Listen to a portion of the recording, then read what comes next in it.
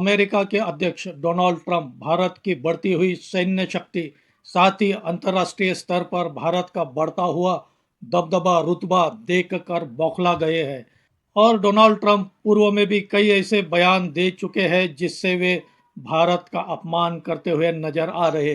अभी कल ही उन्होंने एक बयान दिया जिसमें वे भारत को नरक कहते हैं। भारत के साथ उन्होंने चीन को भी नरक कहा है और भी बहुत कुछ बातें डोनाल्ड ट्रंप ने भारत के प्रति जहर उगला है। क्या है यह सब और इसके पीछे क्या कारण है, इसी पर हम आगे इस वीडियो में बात करेंगे। आपसे अनुरोध है मेरा यह वीडियो आखिर तक देखिए, अच्छा लगे तो इसे लाइक करें, शेयर करें और मेरे चैनल को सब्सक्राइब करें। नमस्कार दोस्तों, मैं राजेंद्र दाइमा आपका स्वागत करता हूं मुंबई टुडे लाइव चैनल में। पिछले साल ऑपरेशन सिंदूर के बाद जब डोनाल्ड ट्रंप ने एक तरफा युद्ध विराम का ऐलान किया था और भारत सरकार ने डोनाल्ड ट्रंप के इस दावे का खंडन किया, इसके बाद से ही डोनाल्ड ट्रंप भारत के प्रति ईर्ष्या करते हुए नजर आ रहे। कई बार वे भारतीय प्रधानमंत्री नरेंद्र मोदी का अपमान करते हुए नजर आते हैं। यही नहीं, वे प्रधानमंत्री नहीं भारत का भी अपमान करते हुए नजर आते हैं। आपको याद होगा कुछ महीने पहले डोनाल्ड ट्रंप ने एक बयान दिया था कि भारतीय इकोनॉमी यह डेड इकोनॉमी है, जबकि भारतीय इकोनॉमी यह चौथे स्थान पर पहुंच चुकी थी। इसके बावजूद डोनाल्ड ट्रंप ने भारतीय इकोनॉमी को डेड इकोनॉमी कहा, भारतीय अर्थव्यवस्था को नीचा दिखाने की कोशिश की। यही नहीं, हमें जो फाइटर प्लेन्स के लिए इंजन लग रहे हैं वह भी अमेरिका पिछले कुछ सालों से हमें दे नहीं रहा।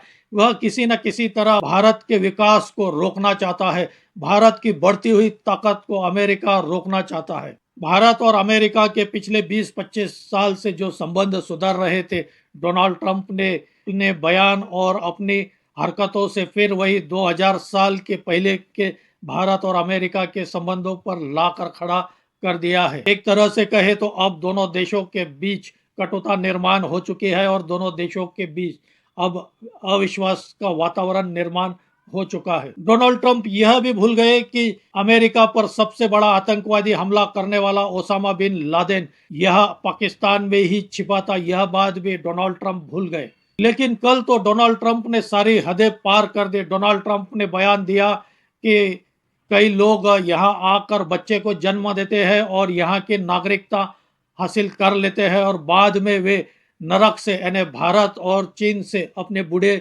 माँ बाप को लाकर यहाँ सेटल कर लेते हैं। डोनाल्ड ट्रंप यही नहीं रुके, उन्होंने भारतीय आईटी इंजीनियर्स को लैपटॉप गैंगस्टर्स कहकर संबोधित किया। डोनाल्ड ट्रंप की भारत के प्रति ईर्ष्या जग जाहिर हो चुकी है। 2 दिन पहले ही वाशिंगटन डीसी में उनके ओवल हाउस में जब एक पत्रकार ने उनसे पूछा कि ईरान ने भारतीय जहाजों पर गोलीबारी की है, तो डोनाल्ड ट्रंप ने उस पत्रकार को वहां से गेट आउट कहा, वहां से निकल जाने के लिए कहा। यही नहीं, बाद में डोनाल्ड ट्रंप ने बाद में अपने ऑफिस से सभी पत्रकारों को निकाल दिया। यह साफ बताता है कि किस तरह से भारत की बढ़ती हुई शक्ति और ताकत से डोनाल्ड ट्रंप परेशान है। लेकिन डोनाल्ड ट्रंप को समझना होगा कि यह 2026 का भारत है, यह रुकेगा नहीं और झुकेगा भी नहीं। भारत के प्रधानमंत्री नरेंद्र मोदी डोनाल्ड ट्रंप की एक तरह से नजरअंदाज कर रहे हैं, उन्हें कोई भाव नहीं दे रहे। इस वजह से भी डोनाल्ड ट्रंप काफी परेशान नजर आ रहे हैं, क्योंकि जब अमेरिका ने, खासकर डोनाल्ड ट्रंप ने भारत से रूस से तेल खरीदना बंद करने के लिए कहा, तब भारत ने डोनाल्ड ट्रंप का सुना नहीं, उन्हें नजरअंदाज किया। भारत आज भी रूस से बड़ी मात्रा में तेल खरीद रहा है। जिस तरह से भारत सरकार डोनाल्ड ट्रंप को नजरअंदाज कर रही है, उन्हें कोई जवाब नहीं दे रही है, इस वजह से भी डोनाल्ड ट्रंप ज्यादा चिढ़े हुए नजर आते हैं। क्योंकि यह सही है, हम कोई सिर फिरे के साथ इस तरह से विवाद में उलझना नहीं चाहते हैं।